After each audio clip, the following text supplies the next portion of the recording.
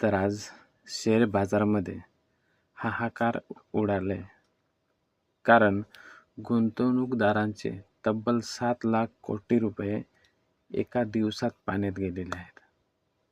इन्फोसिस आणि रिलायन्ससारख्या ज्या दिग्गज कंपन्या आहेत, त्यांचे निकाल हे खराब आलेले आहेत.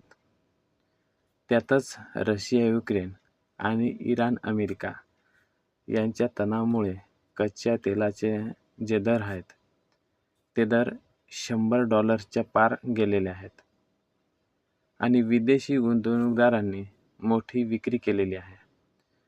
आणि म्हणून आज निफ्टी हे 24,000च्या खाली आलंय.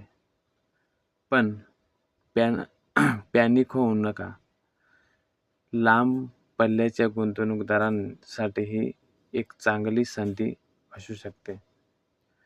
कोणतेही निर्णय घेण्यापूर्वी तज्ज्ञांचा सल्ला हा नक्की घ्या. अशाच शेअर बाजारातील ज्या ताज्या अपडेट्ससाठी आपल्या चॅनलला फॉलो करा.